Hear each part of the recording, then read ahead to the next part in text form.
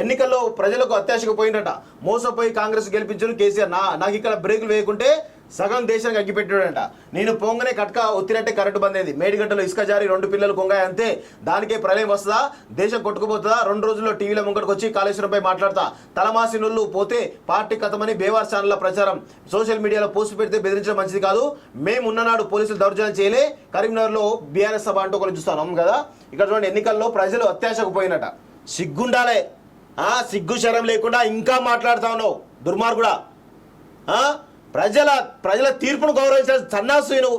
10 సంవత్సరాలు నీకు అధికారం ఇస్తే తోక ముడుచుకొని పారిపోయినటువంటి దొంగవు కనీసం ప్రజల ముందుకు వచ్చి మాకు 10 సంవత్సరాల అధికారంలోకి వచ్చారు, చాలా ధన్యవాదాలు, మళ్ళీ మేము తిరిగి మీ పక్షాన ఉండి కొట్లాడతామంటూ కనీసం ఒక్క మెసేజ్ కూడా ఇవ్వనటువంటి దరిద్రుడివి నువ్వు మాట్లాడుతున్నావు. ఆ ప్రజల గురించి, ప్రజల తీర్పును గౌరవించకుండా ప్రజలను కించపరిచే ప్రయత్నం చేస్తున్నావు. గత 10 ఏళ్లలో కూడా ప్రజలు పురుగుల్లాగా చూసినావు, నీ బానిసలు అనుకున్నావు, కానీ ప్రజలు తిరగబడ్డారు. అందుకే అంబేద్కర్ రాసినటువంటి ఈ రాజ్యాంగం చాలా గొప్పది, రాజ్యాంగం చాలా గొప్పది అంటున్నాం. ఆ రాజ్యాంగాన్ని గౌరవించకుండా ఆ రాజ్యాంగాన్ని మారుస్తాను కదా, అందుకే ప్రజలు నిన్ను మార్చారు. గుర్తుపెట్టుకో కేసీఆర్, కనీసం ప్రజా తీర్పును కూడా గౌరవించినటువంటి సన్నాసి నువ్వు, నిన్నేమనాలి. అందుకే నిన్ను రాజకీయంగా బొందబెట్టడం ఖాయం.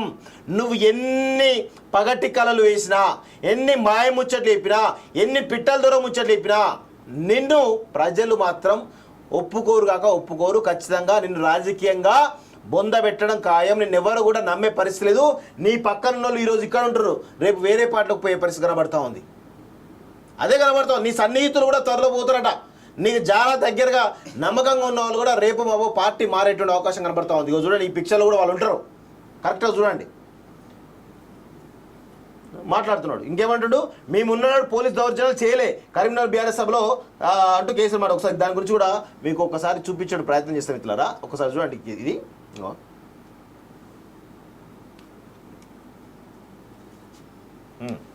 కాంగ్రెస్ గవర్నమెంట్ లో మీరెవరు భయపడే అవసరం లేదు. నేను చెప్తా ఉన్నా, పోలీస్ సోదరులారా మీకు మనవి చేస్తా ఉన్నా, మీరు అనవసరంగా గ్రామాలలో చిచ్చులు పెట్టి సోషల్ మీడియా పోస్టులు పెట్టిన కూడా బెదిరిస్తా ఉన్నారు. ఇది మంచిది కాదు. మీరు చూడండి, ప్రజల స్పందన చూడండి. నేను అడుగుతా ఉన్నా, మీకు పోలీసులకు రాజకీయాలు ఎందుకండి? ఏమక్కర్నా మీకు రాజకీయాలు? ఎవరికి అధికారం శాశ్వతం? మేము 10 ఏళ్ళు ఉన్నాం ప్రభుత్వంలో. మా మీద కూడా కొన్ని కుక్కలు మొరిగినా గానీ ఏమైనా పాపాన పడిపోతాడన్నాం కానీ మేము ఈ దౌర్జన్యాలు చేయలే. మేము ఉన్ననాడు కనుక పోలీసులు ఇయ్యాల చేసే దౌర్జన్యాలు పోలీసుతో చేయిస్తే ఈ కాంగ్రెస్ వాడు ఒక్కడు మిగులున్నా అసలు ఈ రాష్ట్రంలో మేము అటుపోలే, ఆ దారి పట్టలే. మేము ప్రజల సంక్షేమం కోసం పనిచేసినాం, 24 గంటల కరెంటు కోసం పనిచేసినాం, పేద ప్రజల ఆకలి తీర్చాలని పనిచేసినాం, ముసలి మురిగ వాళ్ళకు 2000 రూపాయల పెన్షన్ ఇచ్చి ఆదుకున్నాం. ఎంత చెప్పినామో అంత అమలు చేసి చూపించినాం. 1 తప్పితే అన్నిటికన్నీ అమలు చేసినాం. 1,70,000 మంది విద్యార్థులకు ఉద్యోగాలు కల్పించినాం, అన్ని కూడా చేసినాం. సో మిత్రులారా, కేసీఆర్ ఏమంటుండు ఇక్కడ చూడండి క్లియర్గా, పోలీసులను బెదిరిస్తా ఉన్నాడు.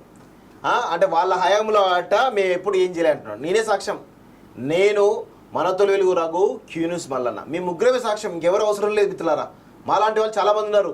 ఇక్కడ ఖమ్మంలో సాయి అనేటువంటి ఒక కార్యకర్త ఆయన 30 డిగ్రీ ఇచ్చి చంపేసారు ఈ దుర్మార్గులు.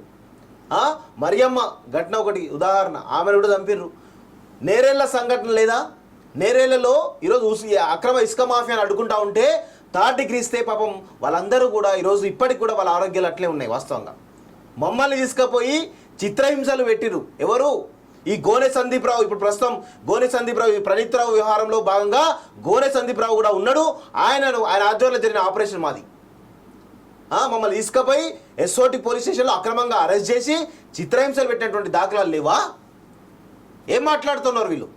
కేసీఆర్ నువ్వు మాట్లాడుతున్నావా? సిగ్గుండాలి కొంచెమైనా, సిగ్గు శరం లేకుండా ఇంకా మాట్లాడుతున్నావా?